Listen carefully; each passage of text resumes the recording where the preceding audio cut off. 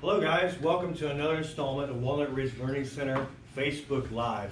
We appreciate you tuning in, and if you tuned in the last time we did one of these segments, we appreciate you for making that a success.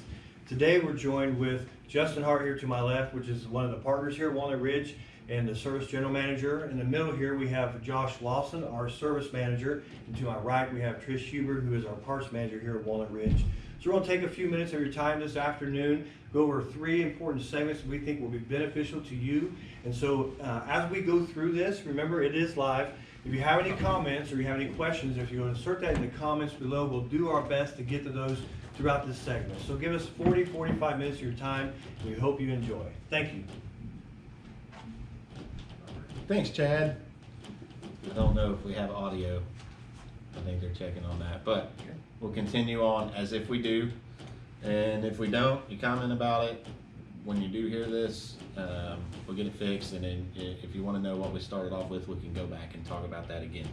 So we have a few things today. We're going to do things a little different than the last couple of Learning Center events that we had, where we don't just talk about maintenance, but we're going to talk about some kind of myths, some things you hear from customers, some things that customers hear from other people or campers when you're out camping.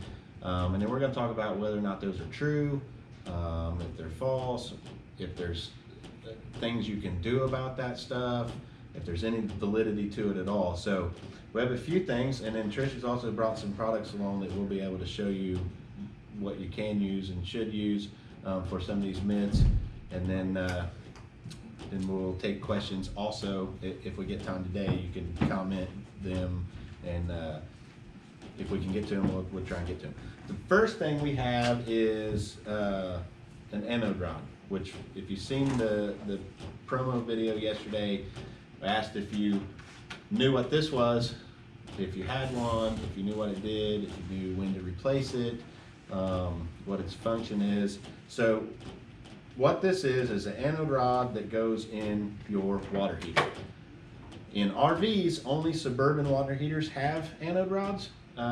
Atwood, or which is actually now Dometic, they bought out that company, that water heater does not have an anode rod. And the way that you can tell, kind of a quick method, is if your drain plug is in the center down at the bottom of your water heater, you have this. If it's offset to the left and kind of angled down and it's a plastic plug, you do not have nor need one of these. So the reason why the Suburban model uses them is because they have a steel tank.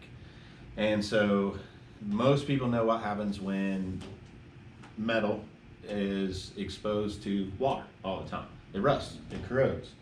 The purpose of the anode rod is, what they do is they make it out of, this one's out of magnesium, that's the most common one, and the magnesium will corrode faster, or kind of an easy way to say it, it's weaker than the steel.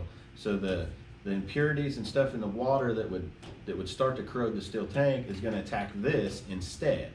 So this actually, it's anode, and in science world, it's electron giving. So this thing is sacrificial. It's made to break down. And what that's doing is protecting the steel tank that you have. So does it coat the tank, Josh? Does not coat the tank. So a lot of people talk about it, you don't want to ask that. Doesn't coat the tank. Most water heaters, the RV ones aren't. Most water heaters are like a porcelain line. Your home water heater probably has one of these. Much bigger scale, probably about that long, but does the same thing in your house as well. So there are 2 types of anode rods. There's a magnesium one, and there's one that's made out of aluminum. The aluminum one, and this is where it's going to get, people are going to ask, why won't you need one for the other brand of water heater? The aluminum one will not deteriorate as fast as the magnesium, and the Atwood or Dometic water heaters that are out there, their tanks are aluminum. The aluminum takes a lot longer to deteriorate. Now it's not straight aluminum. There's some alloy that they mix so that it will break down a little bit. There's probably actually a little bit of magnesium mixed in with the aluminum, but and so you can use either one in your water heater. The magnesium, most common, the cheapest, easiest to make. It's also not going to last as long. The reason why you would possibly use an aluminum one is And this is where you get a lot of people this is where the myth comes about. Yeah. They come down from the campground, they say, you don't need to have this, and you take it out. This is the stink rod, as people call it. This is what makes your water smell in your water heater. So when you turn on your hot water and you're at a campground, like, especially like a permanent campground like ours, if you're up there and the water sits in that long periods of time, and we have a lot of sulfur in this area anyway, so our water's already, borderline kind of smelly water. So what happens is the magnesium and the sulfur that's in the water, there's a chemical reaction that happens, and that creates hydrogen sulfide gas. That's the rotten egg smell. That's the sulfur smell that you get. It gets trapped in the water heater, and then as you use the water, it comes through the line with the water. So it's actually not the water that smells, it's just that the water's carrying the gas out. Okay, so one thing you can do, switch to an aluminum anode rod. The aluminum will not react with the sulfur the same way the magnesium does, so it doesn't create that smell. But if it's already in the tank, you're going to need to flush it out really well first, and then put a new one in and run it, and that should help to eliminate it. You got to think it's also could be trapped in the lines a little bit, so it doesn't all get carried out. So it may take a little while to get it flushed out of there, but that is an option that should help it. But the reason why I want to tell you that is because you need to have this in the tank. People don't think you need to have it. People sometimes will just cut them off on the end and just use the end of it as a drain plug.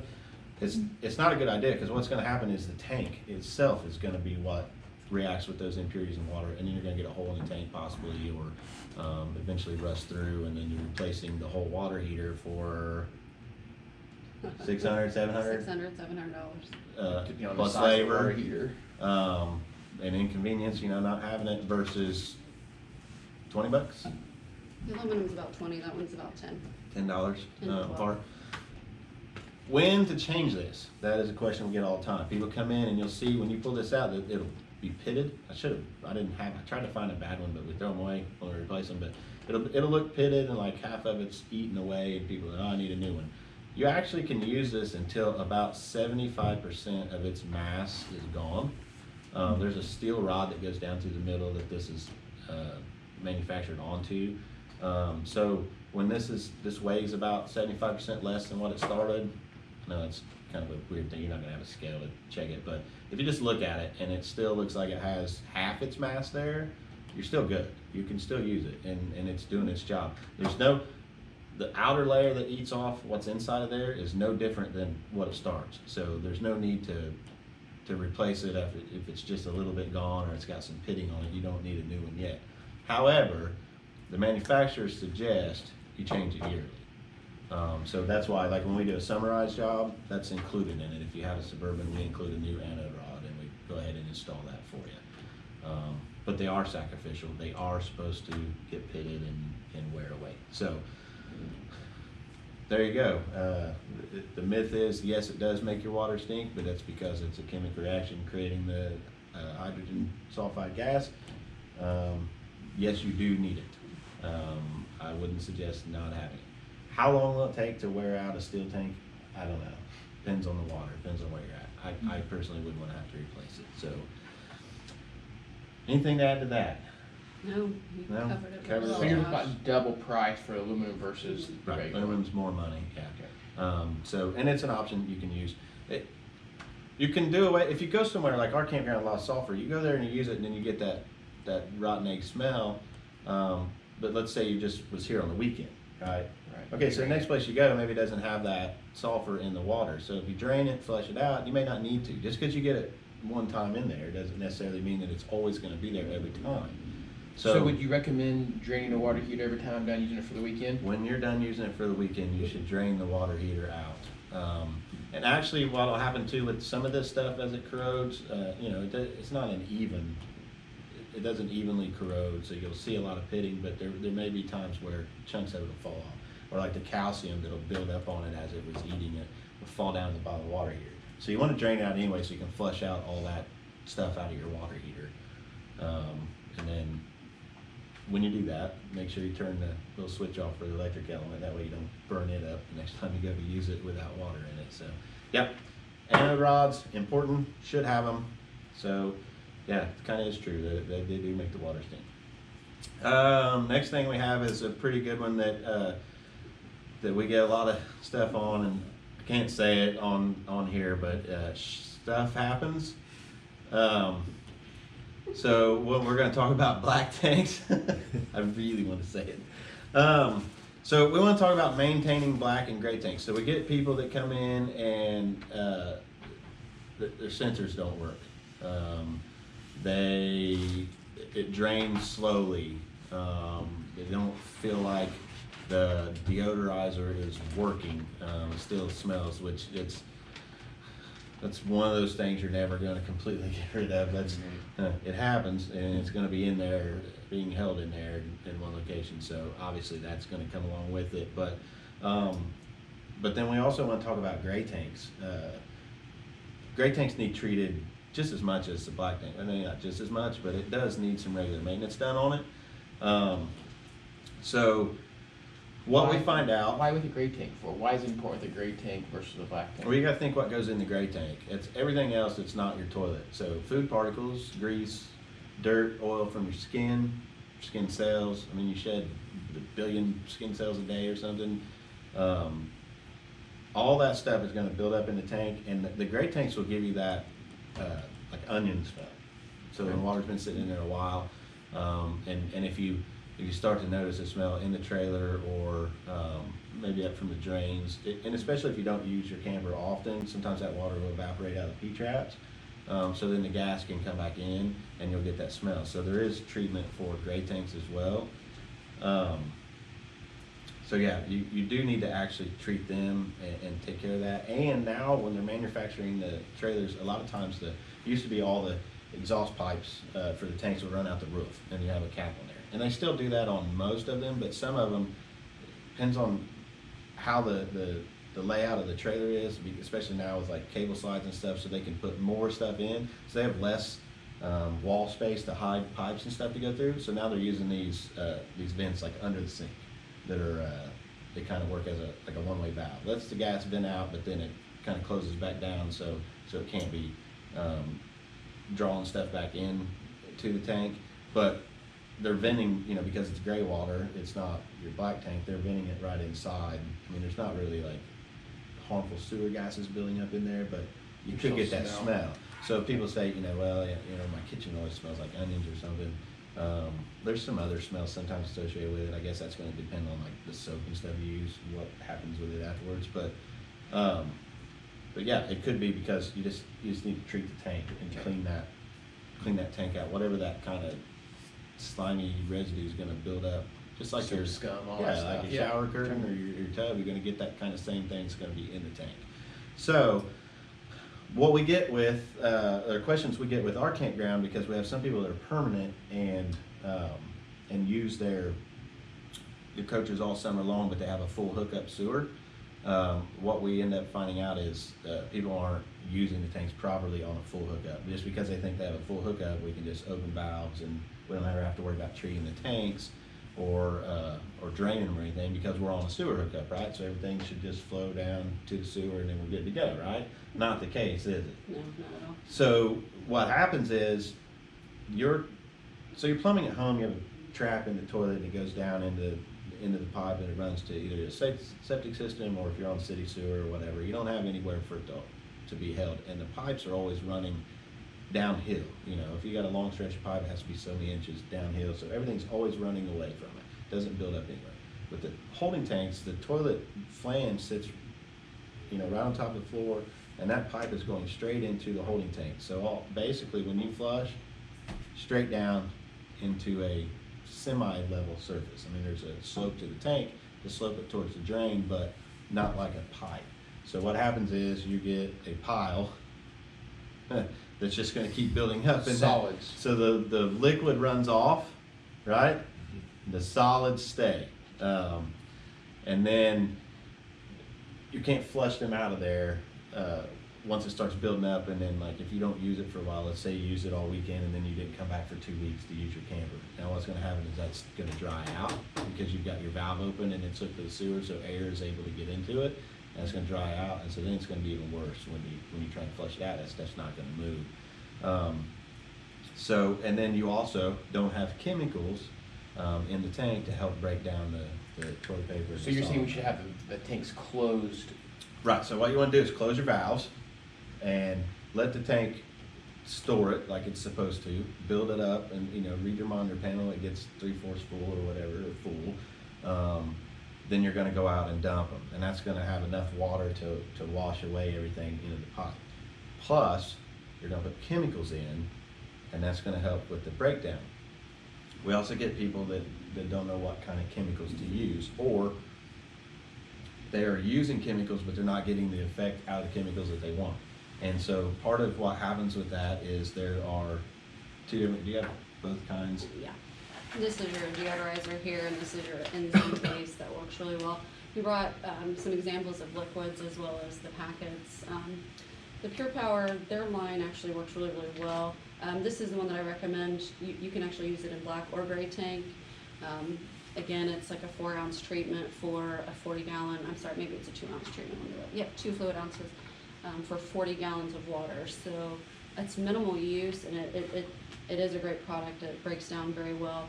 This is for those folks that get a lot of odor coming out. It helps to kind of stomp that odor down, but it doesn't, this one doesn't break down as well as the others. Well, so what happens, this one's primary job is to deodorize. Mm-hmm. But what they're counting on is that you're going to be pulling the trailer, and so you're going to have agitation with that water in there too. That's going to help with the breakdown, right? So because its primary function isn't to break down and kind of eat the solids or whatever. It's just to mask the smell. With agitation and the chemical, it will help the breakdown process. The enzymes' primary function is break down matter, deodorize secondary, right? So you're not going to have a lot of movement, and most people in the campground, you use it and then you go straight to the dump station before you leave, so you don't really get a whole lot of agitation to help mix that up, so you go to dump it. So an enzyme base is probably going to be a better route for you if you're going to go that way. But if you're one that's traveling and you stop at a campground for a night and you only use it for a little bit, there's no need to go to the dump station and waste all that chemical when you barely have any water in the tank, right? You have plenty of space to go ahead and move on to the next place and let that build up. So an enzyme would be your best bet for breakdown if you're permanent, like in our campground. You're going to want to use enzyme steps. Same thing if you have a septic at home. You dump Ridex, that's enzymes. That's all you're doing is dumping bacteria into it to eat the solids and the toilet paper. And then another thing that we get a lot is that people don't run enough water when they flush. I get it. You have 40 gallons, 30 gallons, however much black tank space. I have a family of 5, 3 kids, wife and I. You could fill that up pretty fast, on a week or whatever of flushing, especially when you have kids that don't, they just want to hold their foot down on the pedal and watch the water go in and just wasting time. It's not necessarily a bad thing if they're getting enough water in there to help the chemicals do their job. Because these chemicals are designed to mix with water and then do the job. They're not designed to just be standalone, right? So when you flush, make sure you're flushing. I mean, you don't have to do like 2 gallons or whatever. The standard toilet at your house is like a gallon, Put 2 one gallons bowl. or something. Put basically a bowl for Yeah, everything. fill the bowl up and have enough to go down to help that solid move away from the right where it falls into the tank and get into where the chemicals and the liquids are. So we get some people in the campground that think they're not using the right kind of chemicals, or that the chemicals aren't doing their job, and it may be that you're not using the right chemical for the job.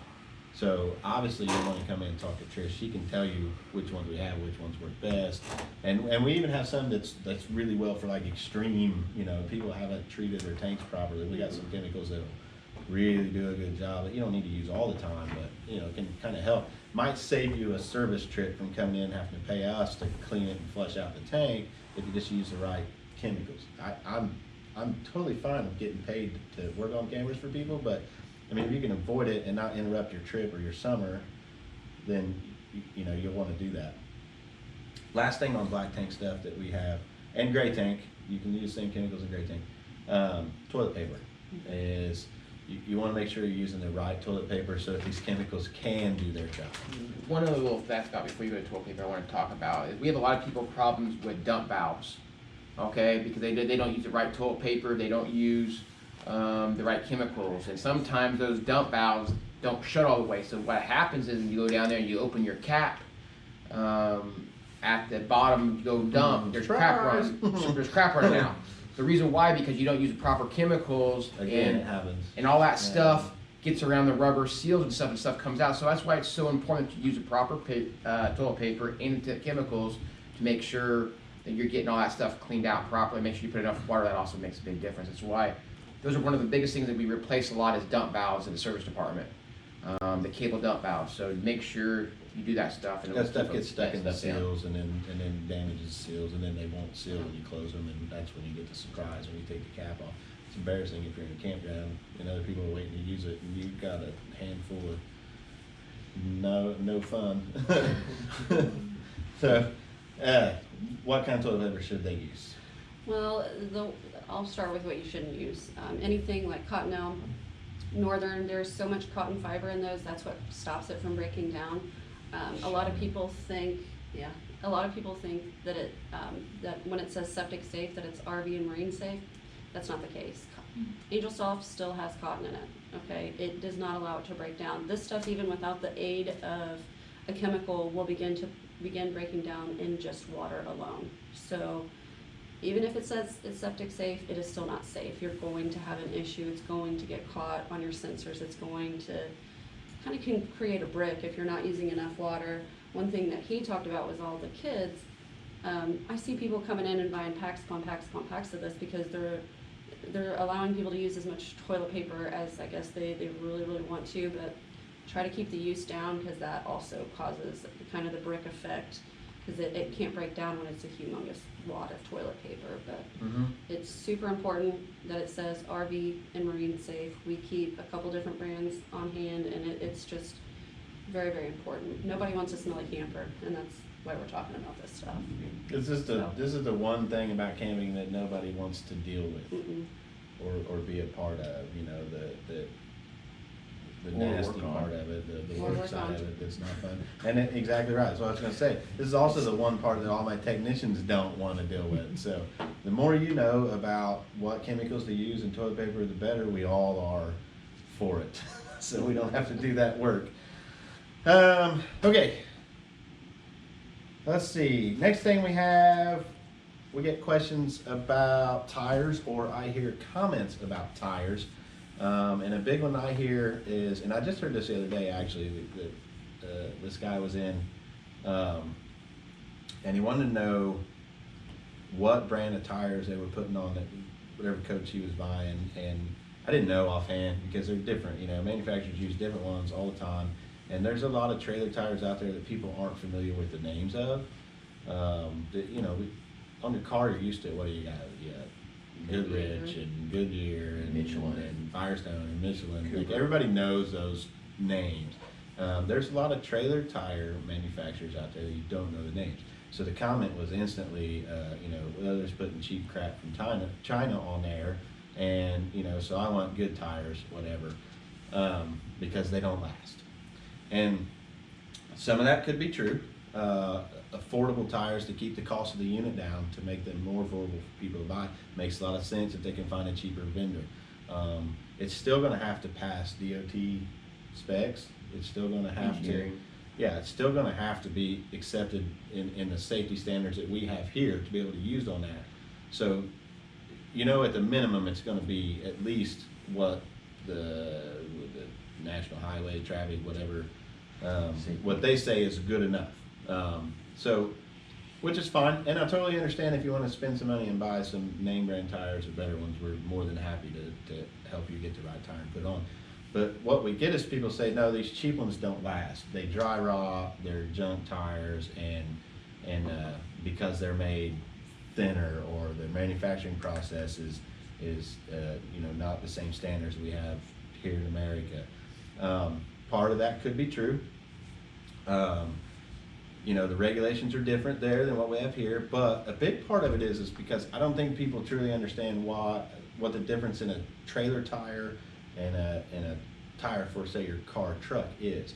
So tires, the rubber in tires now are not from rubber trees like a long time ago when Goodyear or whoever first kind of developed them. they're made from oil based. That's how we make the rubber. It's all petroleum based now. And so what happens is the tires, the oil, it needs to circulate through the tire. And the only way that can happen is by getting flexed and heating up and moving, and so you pull it down the road. So what happens is if you don't pull it a lot and the trailer sits for long periods of time, Get flat spots too. the oil will start to seep out, evaporate, and then you get the dry rot, the cracks in it. And the reason it's happening is because they're primarily not being used. Age, that's the biggest thing, is age of the tire. You gotta keep in mind, you buy a trailer today, that tire may have been manufactured up to 2 years ago before it was even put on that trailer. So it's very important to check dates on your tires, because the time that they're put in service starts basically the countdown. And trailer tires are really only good for about 3 to 5 years, and they're gonna eventually wear out. That's how they're made, it's how they're designed. Your sidewalls are gonna crack and stuff before your treads normally is gonna have the issue. Right. I mean, that's why most people, they look at the tread and say, okay, I got a lot more tread on. No, that's not the situation, it's the sidewall. Tread's not the most important Yep. thing on a trailer tire, it's sidewalls. If you see drywall or dry rot cracking on it, then you should replace your tires, you should get new tires. A big thing also is inflation. People don't keep the proper inflation in their tires, and the trailer manufacturers put a sticker on the side, what would be the driver's side, or we call it off-door side, towards the front. There'll be a VIN tag, there'll be tire information, there'll be axle information. They'll also tell you what PSI you're supposed to run those tires at.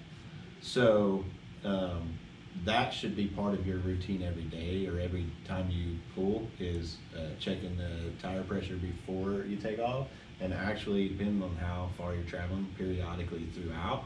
Or if you don't want to do all that, Trish has a nifty tool that you can buy in the store that will do this for you. Yeah. This is something that we've discussed, you know, time and time again, due to just tire wear is just very, very important. Recently I was on vacation and seeing several trailers on the side of the road, and I witnessed it right in front of me, a huge fifth wheel having a blowout. The treads flinging, and it's several cars pulling over. I don't know if it was like a convoy of people, but a lot of that's avoidable. And like Josh said, to examine the tires, you know, before you leave, for one. If there's dry rot present, really the next place to go is to come see us, and of course we'd be happy to get those tires replaced for you. But proper inflation is huge. This guy here, this one is actually you use in conjunction with your smartphone. I know we did a blog thing about this exact one, I believe, not too long ago, which has a lot of great information on it and how it works. But it works very similar to what's in the automobiles that's been manufactured after 2008, which, you know, it's regulated now that all vehicles in the automotive industry be manufactured with these from the factory. So unfortunately, that's not the case with RVs, even motorized or towable trailers. So this is just a little something that you can add on. It's going to tell you when your tire pressure is low, when it's uneven, when you're running too hot, and you know, it can save you from having a blowout on the side of the interstate going through the mountains. That's where I was. I was in the mountains of Virginia, and it just wasn't a great sight. So you know, it's really going to put a damper on your vacation. So tire maintenance is extremely important. I actually tell my customers in the store 2 weeks prior to going, check the condition of your tires, because dry rot on the sidewalls, you know, they need to be replaced, and we're very busy right now, and I know a lot of places are, and it takes a little while to get in and get those taken care of, so keep Takes that a in while to mind. get metal and stuff to be replaced, because the tire is Mhm. gonna do some damage Yeah. if it blows.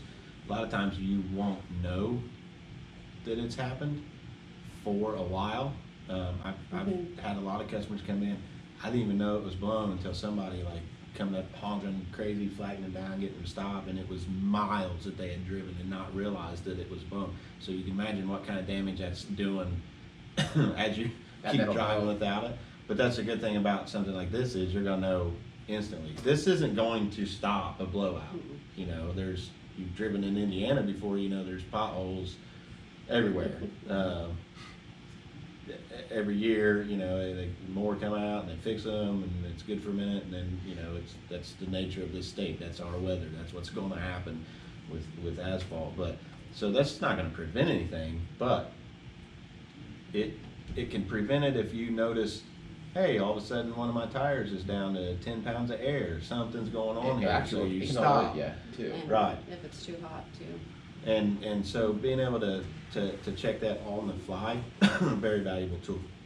Another thing that you have to think about when you buy a trailer too, they don't come with jacks to change your spare tire, and so that's actually one of the things that we get asked about.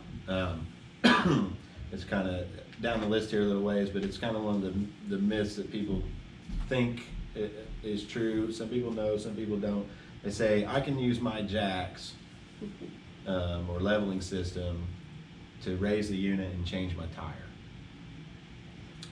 It's not true. You can't. The problem is that the hydraulic systems are strong enough to do that. They're not designed to do that. So in an emergency, you could probably get away with it to get the tire changed, but that's not what they're designed to do. Those leveling systems are really designed to be stabilizing systems. The bulk of the leveling should be done by the customer on the campsite. If you're really far off, you should be putting boards or links levelers is the easy way to go. It takes less space under the tires to get that thing close to level, and then you use the leveling system to finish it off and stabilize. So if you have the electric system, you're not going to be able to lift the side enough to change the tire on the side of the road. It will not lift the tire off the ground. Those systems work off of what they call a Hall effect sensor. So they're basically, when the motor's running, it's reading how much amps it's pulling out of the battery to run. And if it gets so high, it's going to cut it off, and that's to protect the motor because it's putting too much stress on the motor. But so what they figured out was a handy way to, okay, we can read this, and then we'll know where our 0 point is, and we'll know when the thing is level. So they zero it there, and they know when the jack's all the way up. So they're using this to their advantage. But what'll happen is if you sit there and just hold on the button and try, in a manual mode and try and lift this thing up, you'll create an error on the board, and then your system's going to beep at you all the time. We get those calls a lot, and then you have to know how to reset it and clear the error out. And the reason to give you an error, which I know most of them, it always says left front jack. So if you're on the side of the road using the other side, that's the right jacks, and you didn't even use that jack. So it's going to be very confusing to you, but that's just its default. All that means is you put too much power to these jacks and we cut you off. So you should pick up, did we bring one of them over here? I didn't bring it over. Okay, there's what's it called? It's called the Rapid Jack by Anderson. It's a tool that you can use. It's like a plastic wedge that you can wedge behind the tire that's not flat, roll up on it. It's going to lift you up high enough to be able to change that tire safely. That it's pretty inexpensive, $49.99. I keep them in stock all the time. But it's, as cheesy as it sounds, it's the niftiest tool I hope you never need. And it's durable too. Very, very durable. I believe the weight capacity on those is 30,000 pounds. Wow. So yeah, pretty convenient. Stick it under the one good tire, pull the thing forward, it lifts the other tire for you, which is quick. I mean, you're on the side of the road, as long as you have the wrench for the lug nuts. Don't come with those either. But a lot of those is your vehicle ones. If you get your truck, a lot of times it's 3/4 a standard one, so typically you're not going to have a problem if you have one in your vehicle, your truck. Yep. So that's it on tires. Have we had any questions or anything coming in that we need to answer on that? Good. All right. Well, we'll continue on. Before I do, happy birthday, Mom. Love you. Turned 62 today. So, and she'll watch this, so she'll see it. All right. Good boy. Next thing, right? I'd be in trouble if I did not do that. Okay, so here's a question we get from people, and this is more going to be long-term camping, people that are permanent spots, or maybe the ones that go down south for the winter and they're in a campground for a couple months. They say, I need to support my slide outs when they're out for an extended period of time. So people are wanting to put, they used to make slide out support jacks to go underneath them. And all that was somebody's, the play on, oh, you have to have these and we're gonna make money selling these jacks. They are completely unnecessary. These systems are designed to be out. They're made, they're supported properly. You don't need to put additional support. And as a matter of fact, you could probably cause damage by putting the jacks under, because now what you're doing is you're taking the things out of alignment for the seals. You have a bottom seal, you have top seal. There's only a little bit of clearance on these slide outs, and they're designed to fit that space. And then the seals that they put on them, it needs to be in that space. So if you go cranking up on the end of the slide out, you could disrupt that balance that they have, and then actually maybe cause leaks. Could damage your floor. What I would suggest, if you're gonna be using the camper, you know, you're fine, you leave it out. If you're gonna be gone for, let's say you're in our campground and you have a permanent spot up there, and you know, you camp this weekend and you don't plan on being back for 3, 4, 5 weeks, close your slides. I know it's super inconvenient because most people have stuff in there, and especially when you're set up long term, they have more belongings in the way and they decorate and all that stuff. You don't have to bring it in, but the best thing is to bring those slide outs in when you're not using the coach, because although they are designed to keep out rain and bugs and stuff while they're out, they're designed to be a lot more watertight when the slide outs are in, because you got to think about pulling down the road, and you know, if you pull through a storm, water's going in all kinds of places. So eventually, if with them out, there's the possibility, you know, if you're not there monitoring it, you wouldn't want the thing out and water to be able to get in. So you don't have to support it, and the best method is just to run them in. And we've talked about this in the past too. You know, if you don't have slide toppers, it'd be a good thing to have, because you also want to check the roof when you run it in. So like in our campground, we have a lot of walnuts. Certain time of year, you get a lot of stuff falling out of the trees, and leaves and all that's going to build up on the slide out. You run that in, make sure that's cleaned off so that you don't create a problem with the seals, but you definitely don't need support. Anything to add to that? No. Okay. I think you did good on that. Yeah, that's a pretty easy one. You don't need to do that. Let's see. Here's another one we get. My roof has a 12-year warranty. I shouldn't have to do anything with it. You don't have to do anything with the membrane itself, but anywhere that they've cut a hole in it and installed something and put sealant on it, you absolutely do, and very frequently. So what the warranty is, 12-year warranty, that's from the manufacturer of the membrane itself. So Dicor, Alpha, who's the other? RMA.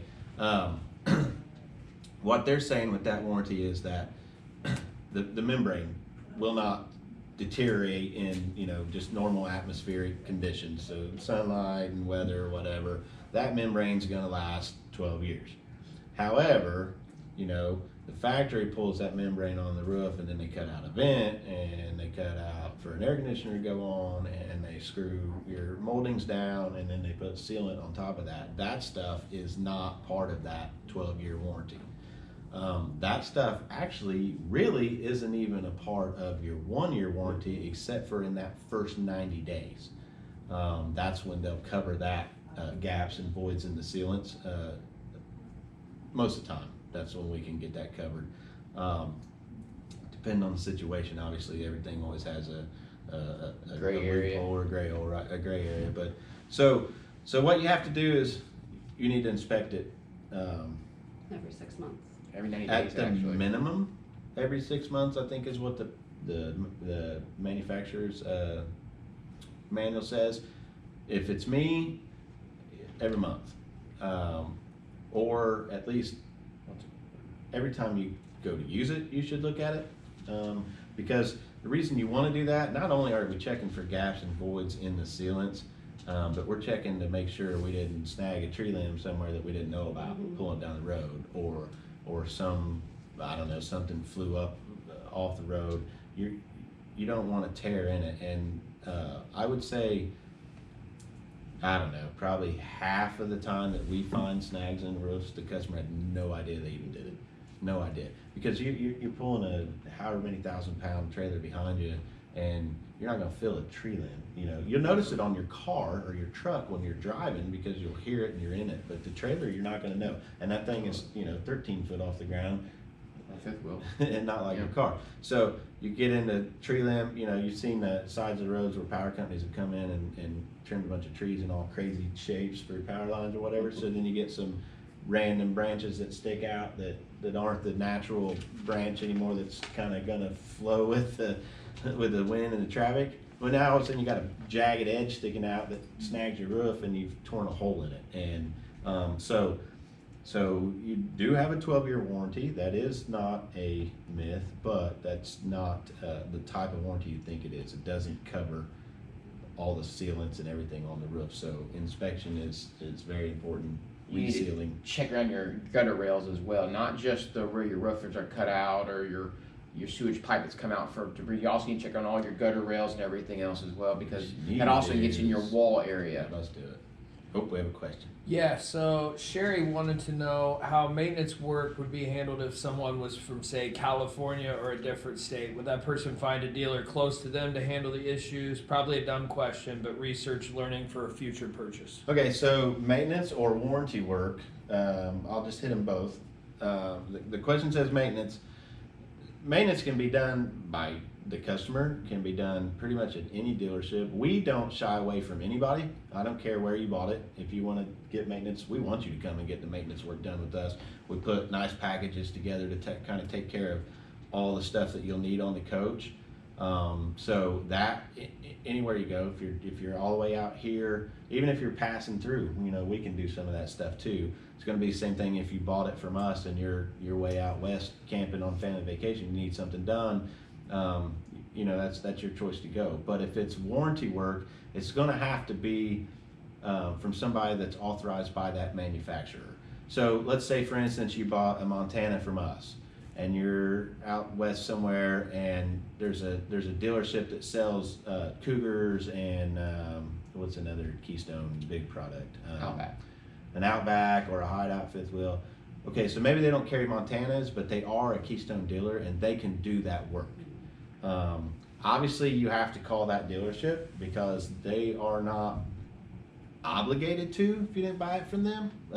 Keystone, most of the manufacturers don't make you take on any camper if they've made it. If it's a Montana, we're not like that. We don't care where you bought it. If it's one that we sell or from a manufacturer that we represent, then we'll work on it. We're not going to shy away from that. We're going to treat you just like you're one of our customers, because hopefully we do a good enough job, you will be one of our customers. So hopefully that answers the question. Okay, let's see. What else do we have? We're not going to do this one, right? No. I'm going to worry about that one. One thing I thought was interesting before you jump to the next subject was when we were discussing what we were going to have or what the content was going to be for this, we talked about damage from campfire, the ambers coming Oh, out. yeah, on the roof. Mhm. That's another good reason why you'd want to inspect it, because you get a good fire going and a little bit of wind kicks up, or you're out at the fire in the evening and you finished off a case of drinks or whatever, and you have a box. Could be soda, whatever. And so what's the first thing? Okay, so I'm a guy, and my wife will attest to it. That's the first thing I'm going to do is throw the box in the fire so I can watch it burn, People do. right? Well, cardboard goes up, little flakes of it will go up, burning little flakes of it. And that stuff hit your awning, hit your roof, cause some damage in it. So you'll want to inspect that stuff. You'll probably want to keep that in mind next time you think, I'm going to throw this box in the fire that's 4 feet away from my coach too. But maybe you don't want it on your roof and damaging it. So very good point. There's so many reasons to inspect it periodically, at the very minimum every 3 months, I would say. If it's me, I'm gonna do it monthly, just to make sure. Oh, and we almost forgot this: keeping it clean. That's part of that's a requirement of the customer, is to keep this thing clean. That's gonna be part of that 12-year warranty, is that membrane needs to be clean. You have to keep the stuff off of it. So very important to wash the roof. People don't think about it because you don't see it. But if you get up there and inspect it all the time, you'll notice how dirty they get. They collect a lot of grime when you're traveling down the road. Especially like when you keep underneath your trees, you're gonna get a lot of algae. Okay, so one more thing maybe, or? Yeah. Okay. Well, I had a couple, and maybe I can tie them together. I try and be quick on it, but part of it we had on here was AC maintenance, but I get a lot of questions, especially this time of year, so I wanted to hit on this because the weather's been extremely warm. It's nice. It's beautiful today. It's hot. Tomorrow's going to be like high 90s, sunny here. Check logo listings. But so what happens is, let's say you're at a campground, or like I go to a festival, and sometimes out in that festival there's not a lot of shade in some of the camp spots, right? So you're going to be in direct sunlight in the heat of the summer. So what happens is people say my fridge doesn't work, or my air conditioner isn't working and keeping it cool, not keeping the fridge cool, not cooling the unit.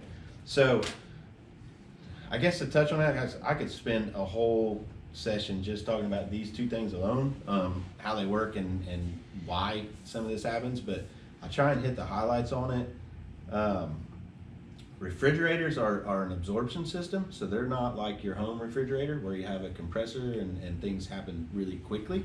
All they do is they have an ammonia gas, they have a chamber that boils that gas, it comes up, it goes down those, you'll see the pipes on the back of the refrigerator. As it comes down, it condensates and it draws heat from the box.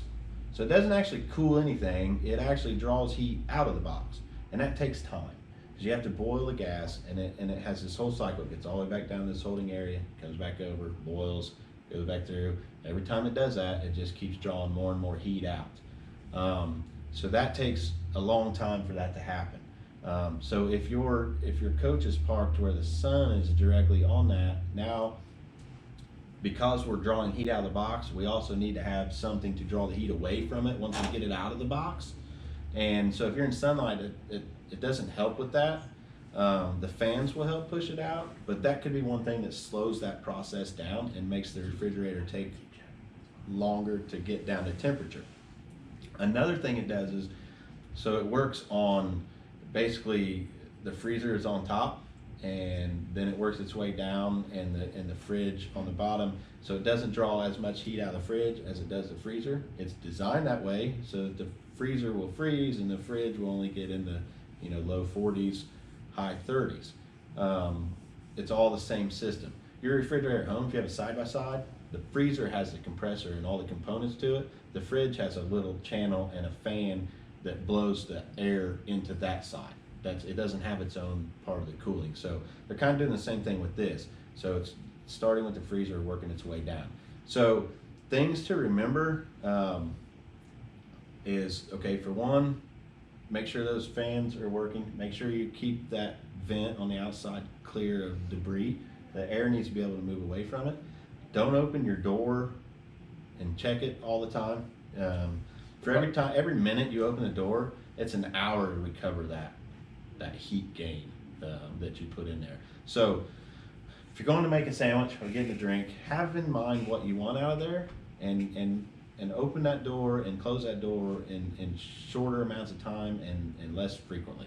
If you're gonna make a sandwich, don't open it up, get the ham out and close it, and then you put your bread, you put your ham on it, like, okay, I want cheese, and you open the door, you put the ham back, you grab cheese, and then you get your condiments on there. Don't do it that way. Now you're just making that refrigerator have to work longer to get back to that temperature. And then if it's the heat of the day, it may not ever feel like it gets down to where you want it. So if your beer is not as cold as it seems to usually be, it's probably because we've done something like this to lose that, the efficiency. So other things you need to do: make sure the door's closed tight. So make sure those rubber seals are sealing all the way around it. If you have the double door fridge that has that flap that swings in the middle, so what'll happen is sometimes that flap doesn't close completely, I guess it'd be perpendicular.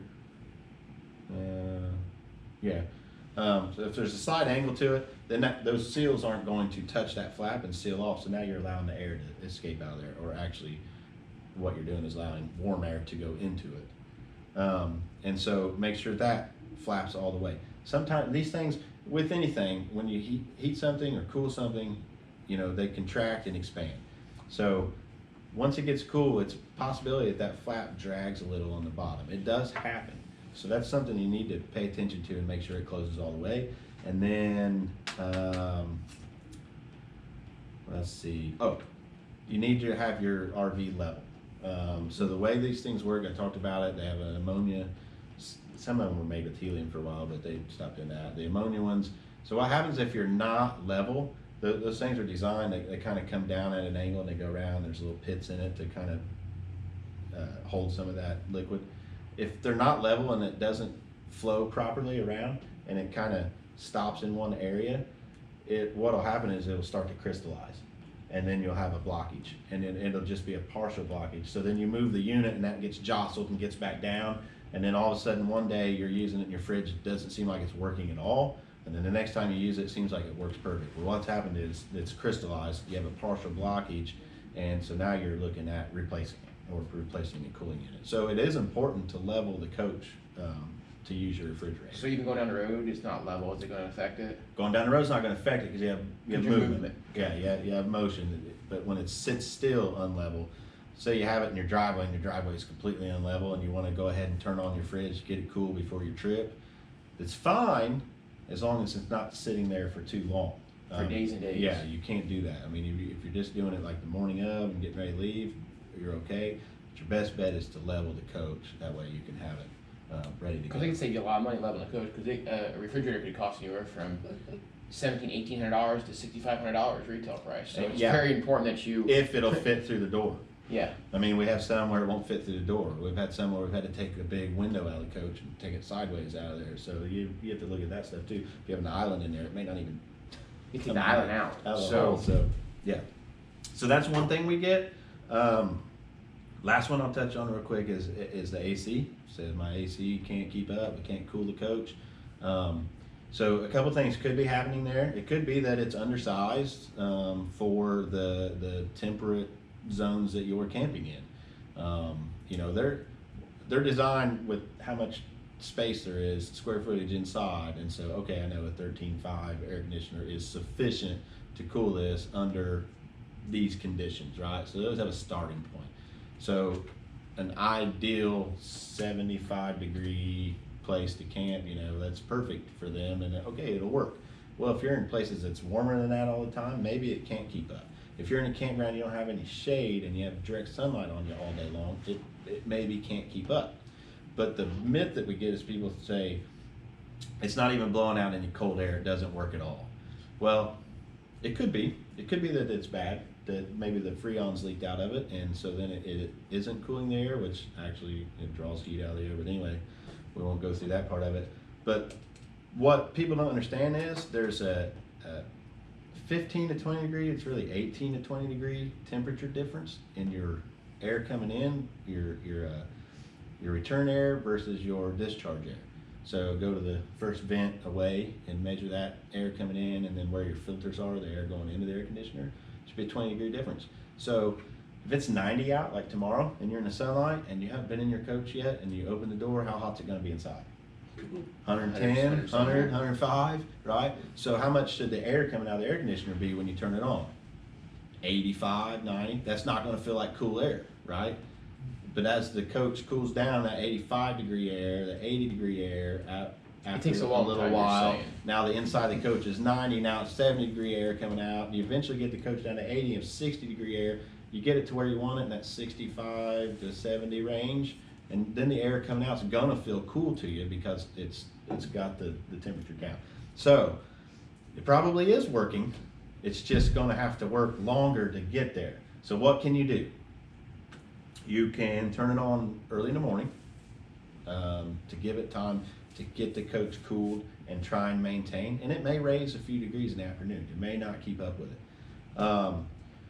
Another thing that will happen with them on really hot, humid days, like especially like today, if you don't run it on high fan, if you run it on low fan because you don't want the noise, you could freeze the coils.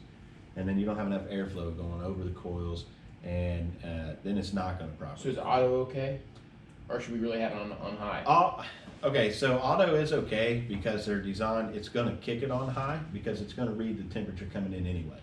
But the newer ones now, what they've done is the auto has a step down feature. So the closer it gets to the temperature when it's gonna shut off, it's gonna step that high fan down to low fan briefly. So we get a lot of people that call about this. They say, this thing keeps kicking on and off.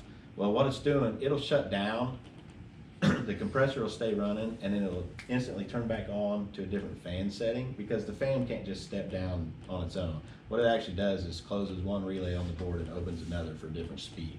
So it has to shut down and open back up. So it goes from high fan to low fan, and then eventually when it gets to temperature, it kicks off, right? So then when it starts again, the temperature starts raising in the unit and the air conditioner needs to kick on, it starts on low fan, runs for a little bit, and then it'll kick it off and go to high fan, right? But if it's a really hot day, that thing's never gonna get close enough to step down. As soon as it steps down, the temperature's gonna start to climb again, and it's gonna step right back up. So it may run all day. People come in and say, this thing runs all day, it won't cool the coach. Well, it will, it's just, you're in sunlight, these things aren't all white on the outside anymore, they're tan. Even my house. I mean, you know. my house ran. We just had this weather, this heat that came hit us this last week. My house ran nonstop, and it could never get to the degrees that I wanted to be. Yeah. I had it set on 70. The coolest it got was 74 degrees. I'm in a house with the foundation all the way to the ground and everything else. I mean, this is a house on wheels, right? So, I mean, you gotta take that into consideration. It's not gonna be sit down at 68 degrees and think it's gonna be 68 degrees and it's 90 degrees outside. So, Right. it's just not gonna happen. Filters need to be kept clean. That's a big one.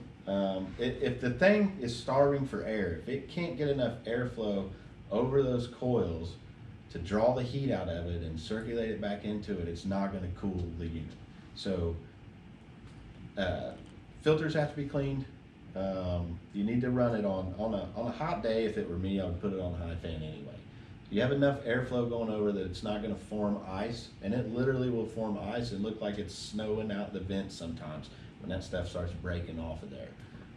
Melting inside your coach too. Yeah, and then the top on the compressor side on top where the coils are, you should annually maintain that. So once a year, but you should clean those coils out. You know, you go out a certain time of year here, like in the springtime, you get what is it, dogwood, cottonwood trees. That stuff's flying everywhere. Well, it's getting sucked into the air conditioner, you know, blowing across those fins, and that could clog that. And so then if airflow can't move across it on the outside as well to help cool those fins back down, then it's not going to cool the coach. So there's a lot of maintenance involved. I don't know, product wise, we don't have a lot of stuff other than some cleaner stuff we can use and filters, replace the filters.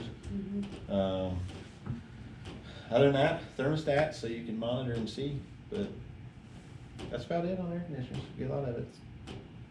Probably about our time, right? About good? So we'll let Chad talk to us here for a second, and we'll get out of here. If you have questions, and even on this video, it's gonna be available. We'll watch those questions, and I'd love to answer them if I can. And we'll give it to you, Chad. Great. Appreciate you joining us today. Just a reminder, we will archive this session and we will put it on our Facebook page and our website so that you can review it again. Make sure you share it with your friends and tell them about this opportunity that they'll have to come and be a part of our Learning Center events on our Facebook Live sessions. The next one will be August 30th. It'll be a Friday, 1 p.m. We look forward to seeing you then. Thanks for joining us.